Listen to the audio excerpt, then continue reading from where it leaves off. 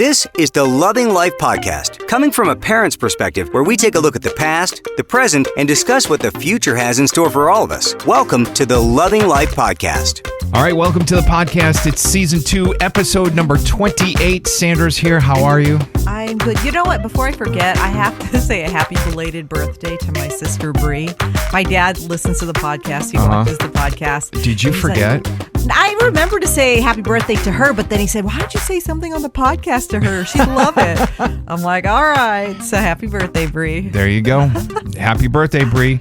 Welcome to the Loving Life Podcast. It's all about family. It's all about things that happen with family. It could be anything from planning your vacations, which we talked about last time, to losing weight, to raising kids and all that kind of stuff. It's just kind of a way for us to share our experiences and what's happened over the years and things that we're looking forward to as we move along in our years. And speaking of moving along in years, we've heard the phrase happy wife, happy life.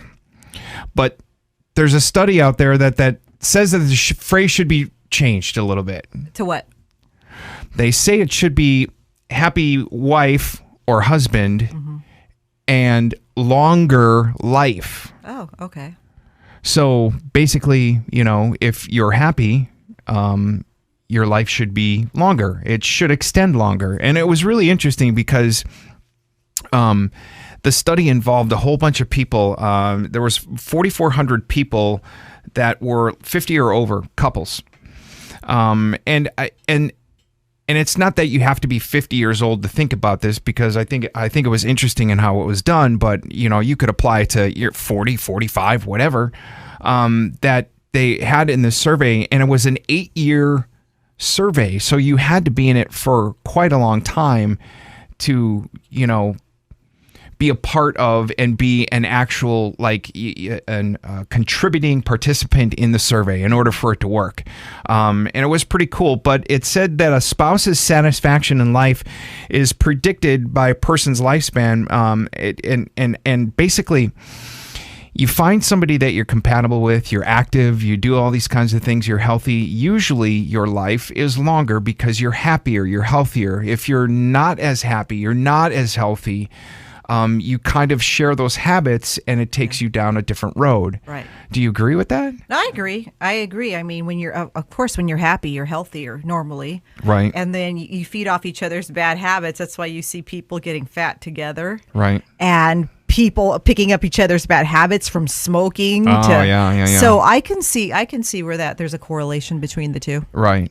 You know, I mean, it's not like you have to go meet people who are athletes and all that kind of stuff, but you know, and then usually what they were saying when they talked a little bit more in the survey about, you know, people who started out happy. Yeah. And then maybe something bad happened or they weren't as happy as they moved along. They still did live longer because they had started, whereas people who started off not. But do you think it's doing this well? It's very generational? It because could be. You know, there's people like our grandparents that don't believe in divorce. It's like they'll stick it out. They Sure. can be as miserable as they want, but they'll stay together and make each other miserable till they die. No, you're right. know? But I look at it too because I'm 50 plus a couple of years or 3, you know, in a few days. 53. Right. But it's one of those things where I'm a product of that generation. Right. But it's not like I'm like grandma and grandpa where it was like, yeah, well, you know, you know, they you don't live together miserable, you know? No. No, well, back then you did, not now. Right. You know, there's a little more acceptance if you're not happy to leave. But I think if you stay in the marriage, you make each other miserable. But I think there is a correlation between being happy and living longer with each other. Sure. They said even if a partner was happier at the beginning of the study period but grew unhappier over time, the participants' risk of death increased more slowly compared to someone whose spouse was unhappy at the start. The findings indicate that it's not partner support that plays a greater role in one's lifespan, but rather partner life satisfaction. So basically, I think it all ties in. You're happy, you're doing things well, you feel good, you're healthy, and it's life satisfaction. And I think if, I feel good, I'm working, I have 2 beautiful children, they're doing great in school, my wife is healthy, I'm healthy, my wife is working, she's got a job, I got a job. Like everything is in that path of being good and feeling healthy and feeling satisfied. Right.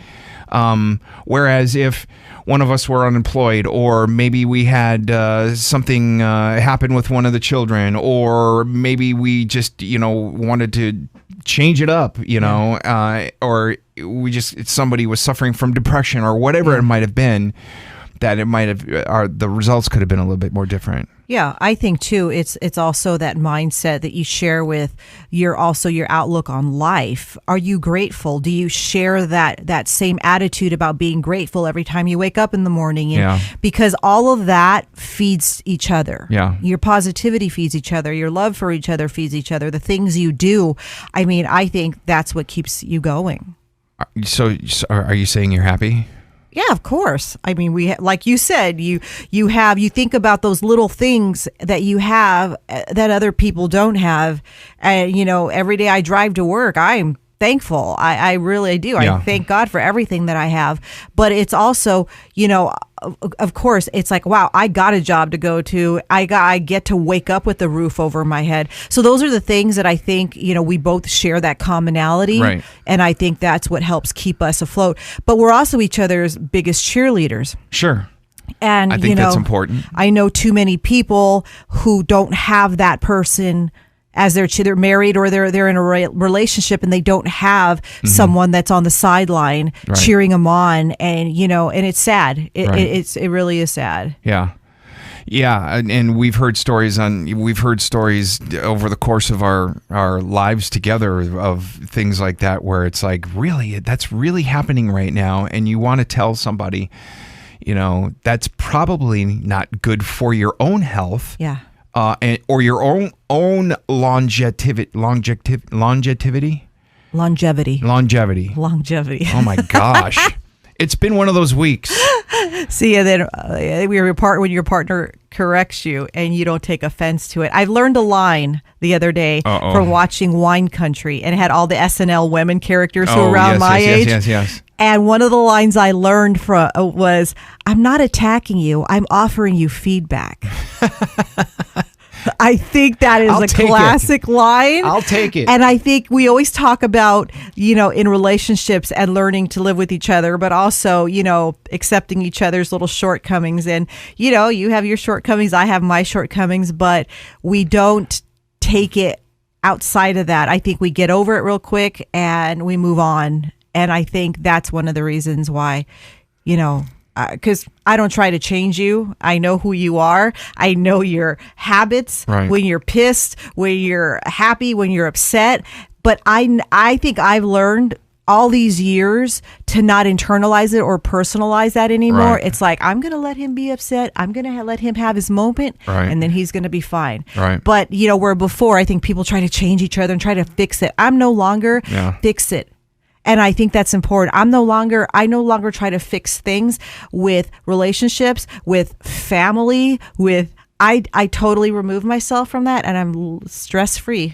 You're happier for it? I'm happier for it because I always felt, even growing up, that I had to fix things. Right. And I don't feel that anymore. If it is what it is, and if I can be a positive force in some way, shape, or form, great. Mm-hmm. If not, it's not me. It's not for me. Well, it doesn't upset me, at all. And I'm kind of the same way. I don't like it when you're unhappy, and that's just me. I guess. Well, no, but that, you know what? You got to think about it.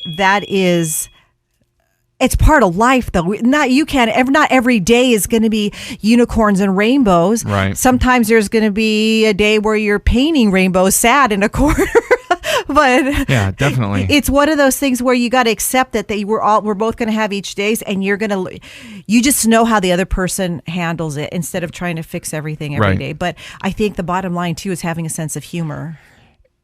Definitely sense of humor, and by not internalizing everything, I think you just relieve a heavy load off your back. You do, because it's not about me. It's not about, and before, I think when you're first in a relationship, you just notice everything. Oh, and yeah. It's like, oh my gosh.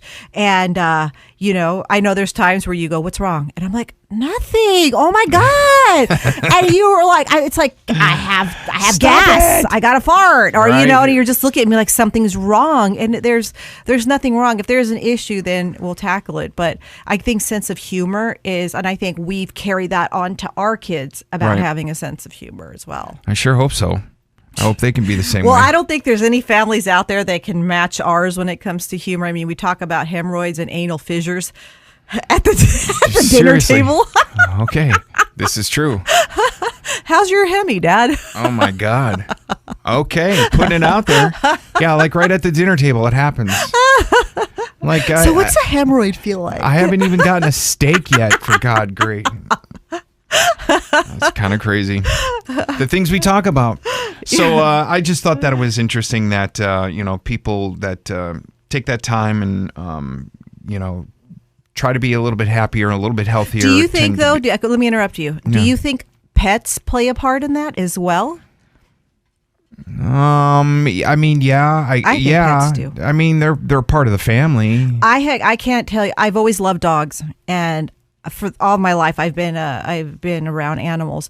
It wasn't until the girls started getting older, and moving on a little bit more, that my love and my affinity for my dogs is just like, I can't love them enough.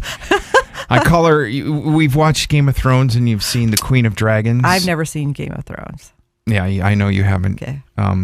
95% of the rest of the people have, Okay, and that's yeah. fine. But you 5%ers who haven't seen it, who complain that you haven't seen it, shut up, whatever. It's fine. You don't have Yeah, to watch it. okay. But they called her Queen of Dragons, and I call you the queen, or they called her the mother of dragons. You're the mother of Shih Tzus. Yes. Oh my God. There's something about coming home to two little furry things that love you unconditionally. They don't have attitude. They don't remember yesterday. They follow her around the house, whatever room she's in. If she gets up to do laundry, or gets up to wash the dishes, or gets up to go to the bathroom, they move with her. Those are our They fur do children. not come around me. Oh, if I'm gone, they do. That's the only But time. those are our fur children. Those are like, I love our dogs. I love our dogs. I just can't. You just love them a lot, like a lot. I have to. No, that's fine, that's fine. Okay. Anyways, anything else to add to this wonderful podcast? I know. I was just thinking some of the things that that I think if you can get over as a couple, and they're funny things Here like we go. No. Like, if you can keep your patience with your husband or your wife on the way to the airport, when you're packing your luggage, you're kind of trying to get out of the house, trying to get to somewhere on time, especially an airport or Right. airplane and security and all that. I think if you have that nailed down, I think you'll be fine. And then everything else is a I cakewalk. think that driving. I think if you hold your patience with driving and don't take it personally, I think that's another thing, because he's never going to love the way I drive. I'm never going to love the way he drives, and that's okay. I'm fine with that.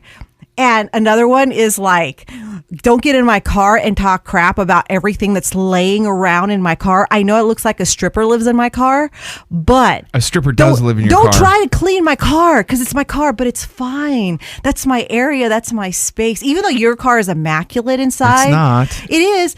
My car is just my space. But when you start trying to clean things up and throwing crap around, I'm like, oh my God. That's another thing. Husband and wives, if you can get past that and be okay with, I think that's good. Now this is like pet peeves. We've moved off of happiness into pet peeves, and But I'm happy. if you could just look the other way on everything. What other stuff do I have that I have written down here? No, I'm kidding. I did have dishes. You're really good at cleaning dishes, but you do complain if you see a dish in the sink. Yeah. Yeah, it's okay. One dish is okay. We'll get that taken care of. Have you heard me screaming about it? No, lately you've been pretty good. Right. But the girls are scared of you when it comes to dishes. The girls are at home right now doing absolutely freaking They're nothing. on vacation. They're on summer vacation. And they can't wash a dish? They did. When I come home, they bring in the trash cans, and the dishes are actually clean. Good. They took the dogs for a walk. Good. See, these are the things that when you get together... these are the things that keep you happy because it keeps you alive. Right. It's like coming home to a clean house after vacation. And spunky. Right? Oh, my God. All right. That's going to wrap up our Loving Life podcast for today. Thanks so much. We've videotaped this podcast. It's on YouTube. Right now, it is coming up on the YouTube page for Cool Radio. So 94.5 Cool FM. In Phoenix. That is the YouTube page that it comes up. We'll get it going on my YouTube channel as well, hopefully this week. But you can also find the podcast, the audio to it, at iTunes and on the radio.com app. It's awesome. Thank you so much. Make sure you click notifications and then let us know how you feel about the podcast. We love that. Subscribe, and we'll see you on social media, Facebook and Twitter. It's at CharlieOnAir1, and most importantly, thanks for your ears. Until next time, it's the Loving Life Podcast. One more thing. What? I'm not attacking you. I'm just offering you feedback. You're loving me.